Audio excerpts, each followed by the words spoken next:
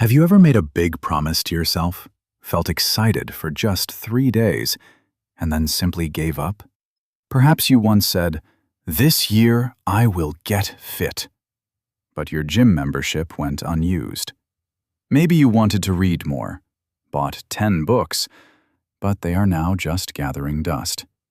Or perhaps you have set the same goal 5 years in a row, only to end each year with disappointment. If this cycle feels familiar, if you are tired of making big promises that lead to small results, then this story will change how you think about your goals forever.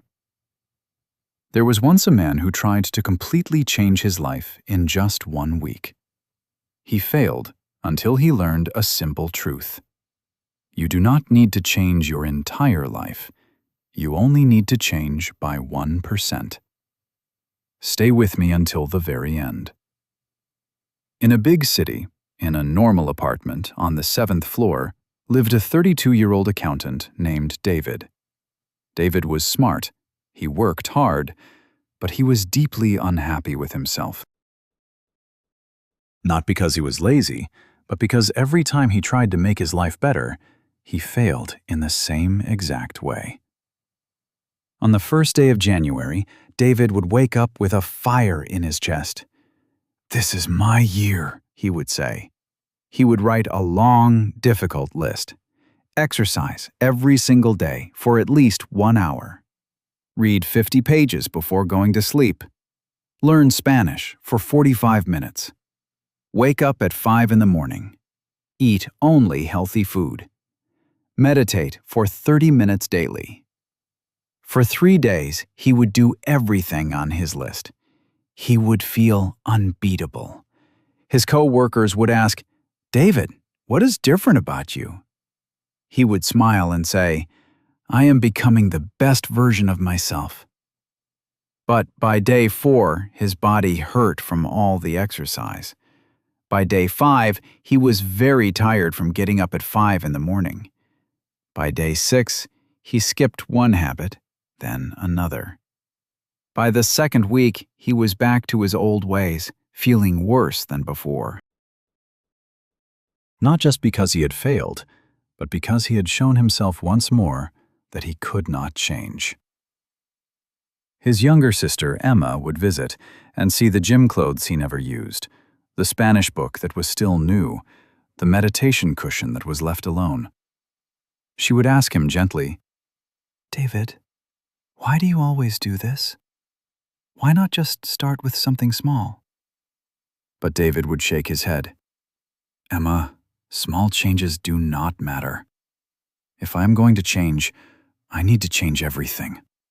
All or nothing."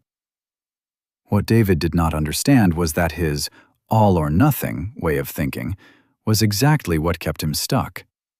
He had tried this pattern 12 times over 6 years. 12 New Year's promises, 12 failures, 12 times of feeling hope and then shame. Late at night, looking at himself in the mirror, he whispered, quote 7. One evening in autumn, David got an invitation that made his stomach feel tight. It was for his 10-year university reunion. He almost did not go, but something made him walk into that hotel ballroom, carrying the heavy feeling of 10 years of broken promises. There he saw them, his old classmates.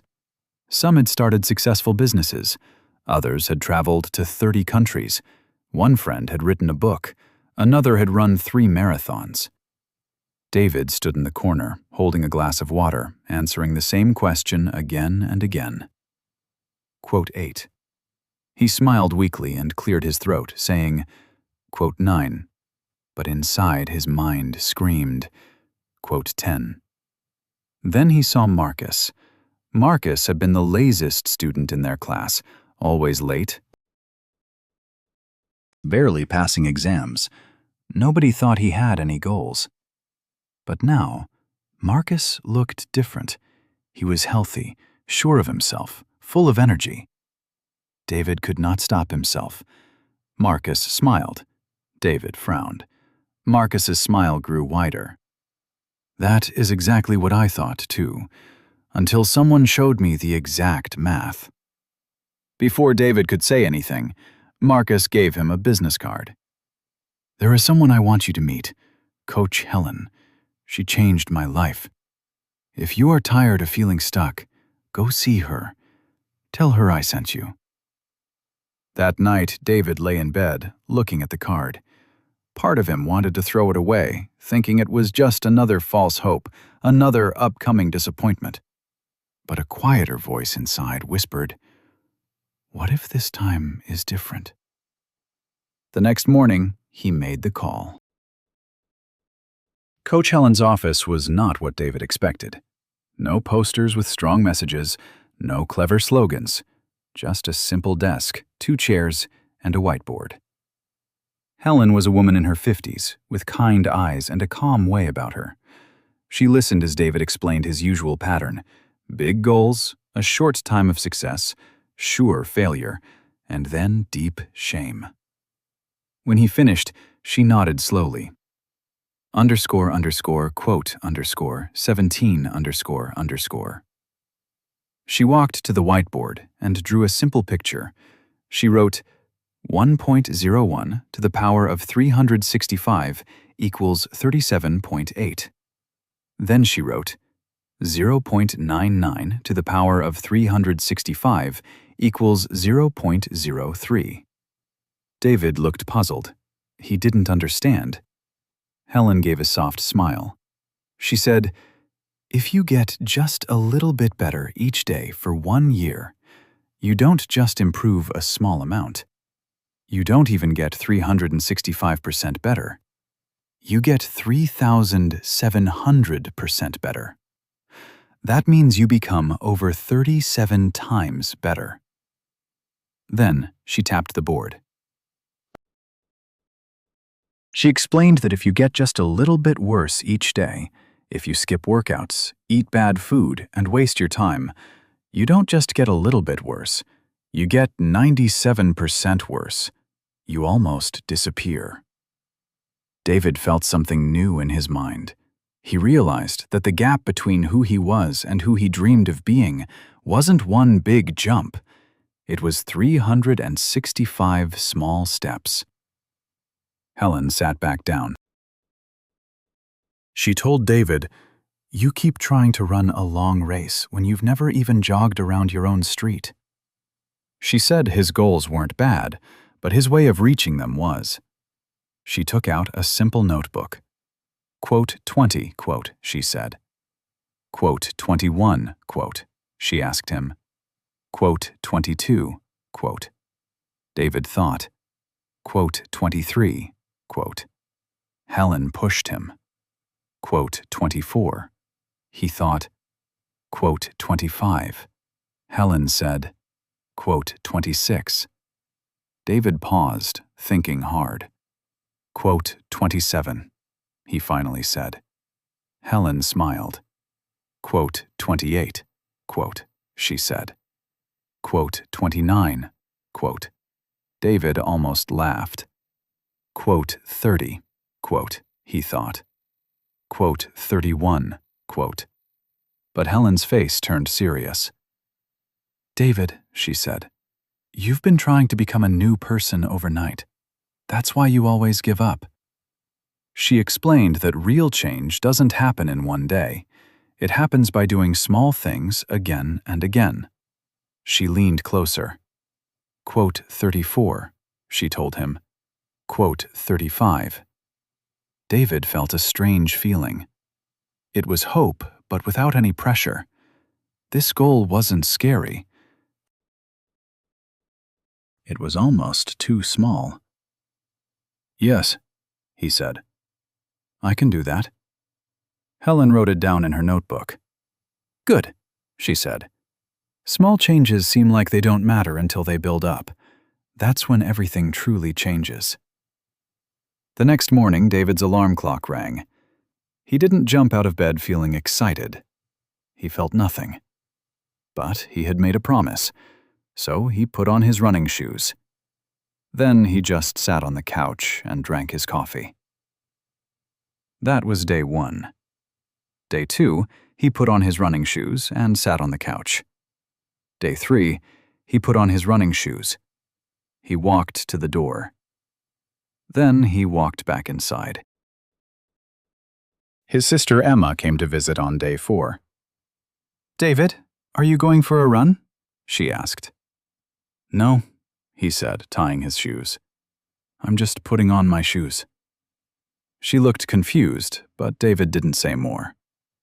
Day 5, he put on his running shoes, walked outside, stood on the sidewalk for 30 seconds, and then went back inside. On day 6, something unexpected happened. David put on his shoes, walked outside, and his legs began to move. It wasn't because he made himself run. It was because standing still felt strange now. He jogged for 2 minutes, walked back, and took off his shoes.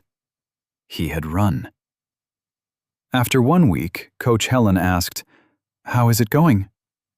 David replied, "I've put on my shoes every day. Sometimes I run now. Not for long, just a little bit." "Perfect," she said. "Don't add anything else yet. Just keep this one habit going." Weeks went by. The pattern became a part of him. Shoes on, door open, feet moving. 5 minutes of running became 10. 10 minutes became 15. 1 month later, David's coworker asked, quote, David paused, wondering if he was. He still only ran for 15 minutes. That didn't feel like much. But then he remembered he had run for 28 days in a row. He had never done anything for 28 days straight before. "Yeah," he said, surprising himself. "I guess I am." That's when Coach Helen added his second habit, she said. David chose to read for 10 minutes before bed. Just 10 minutes. 1 page if that was all he could do. Then a third habit, learning Spanish for 5 minutes daily. Not 45 minutes, just 5. 6 months later, David had run for 180 days without missing a single one. Now he was running for 30 minutes every day. He had read 15 books since 10 minutes every night really added up. He finished 2 basic Spanish courses. He added another small habit, eating a healthy breakfast. He also started writing in a journal for 5 minutes daily. He wasn't doing everything. He was doing 5 small things, doing them again and again. His sister Emma visited again. She stopped in the doorway, staring. "David," she said, "you look different." He smiled. 1% different every day. "No," she said, "you look like a completely new person." David looked in the mirror. She was right. But the change had been so slow he hadn't even noticed it happening. That's how big changes work, unseen until suddenly they are impossible to deny. 1 year after that difficult reunion, David went back to the same hotel ballroom. This time people didn't ask, quote, 56. They asked, quote, 57. David smiled, remembering what Marcus had said. Quote, 58. Some people nodded politely, not truly understanding. But some people, those who were tired of failing, moved closer. They asked, quote, 59. And David then talked about Coach Helen. He spoke about his running shoes. He explained choosing one small habit. He shared how repeating things changed who he was. One woman said, quote, 60. David took out his small book, a habit he learned from Helen. Quote, 61, quote, he said. Quote, 62, quote. Quote, 63, quote, someone said. David replied, quote, 64, quote. My friend, David's story is your story. It is my story. It is the story of every person who has wanted to change but felt too sad because the goal was so big. Here is the truth that changes everything. You do not have to change your life in only one day. You just have to get better by 1%. Just 1%. But you must do it every single day. Remember these 3 rules. First, small habits grow big over time.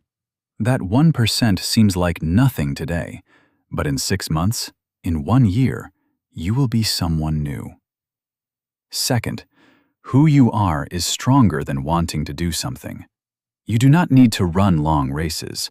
You need to become the person who puts on running shoes. The action comes after who you are.